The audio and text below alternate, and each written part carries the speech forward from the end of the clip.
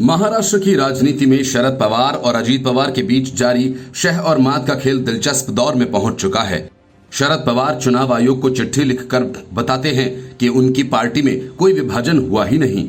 यही बात अजीत पवार भी चुनाव आयोग को कहते हैं कि एनसीपी तो एक ही है, विभाजन का सवाल ही नहीं है। शरद पवार किश्तों में अजीत पवार गुट के 40 विधायकों के खिलाफ अयोग्यता की कार्रवाई के लिए विधानसभा अध्यक्ष राहुल नार्वेकर के पास अर्जी लगाते हैं और यही काम अब पलटकर अजीत पवार ने कर दिया।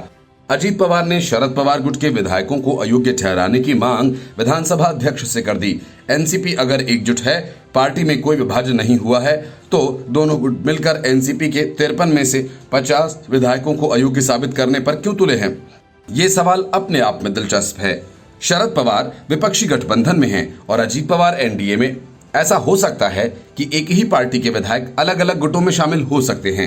नागालैंड के विधायकों का बीजेपी को समर्थन देने के फैसले का शरद पवार यही कहकर बचाव कर चुके हैं। ऐसे में सवाल यह है कि महाराष्ट्र में भी यही सब चलता रहेगा। अजीत पवार धड़े ने महाराष्ट्र विधानसभा अध्यक्ष राहुल नार्वेकर को एक याचिका सौंपी है, जिसमें पार्टी के संस्थापक शरद पवार गुट के 10 विधायकों को अयोग्य ठहराए जाने का आग्रह किया है। ये याचिका अनिल भाईदास पाटिल ने दायर की, जो अजीत पवार गुट के मुख्य सचेतक हैं। अनिल भाईदास पाटिल ने कहा कि याचिका में जिन 10 विधायकों के नाम हैं उनमें जयंत पाटिल, जितेंद्र आव्हाड, राजेश टोपे, रोहित पवार, अनिल देशमुख, प्राजक्त तानपुरे, बाला साहेब पाटिल, सुनील भुसारा, संदीप क्षीरसागर और सुमन पाटिल शामिल हैं।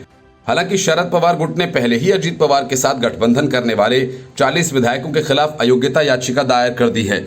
इसके पहले एनसीपी के शरद पवार और अजीत पवार के नेतृत्व वाले दोनों गुटों के वरिष्ठ नेताओं ने कहा कि पार्टी में कोई विभाजन नहीं है और सभी एकजुट हैं।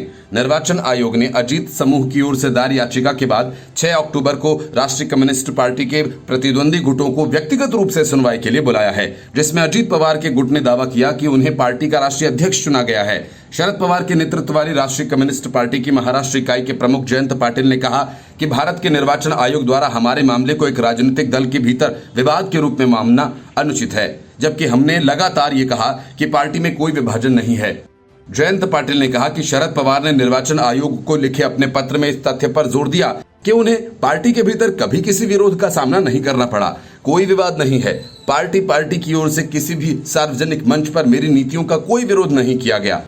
अजीत पवार के गुट वाली राष्ट्रीय कम्युनिस्ट पार्टी के नेता छगन भुजबल ने कहा कि अच्छा है, क्योंकि पार्टी में कोई विवाद नहीं है। कुछ बदलाव हुए हैं, जैसे राष्ट्रीय अध्यक्ष का बदलाव। अजीत पवार अब पार्टी के अध्यक्ष हैं। हमने पहले ही निर्वाचन आयोग को इस बारे में सूचित कर दिया है।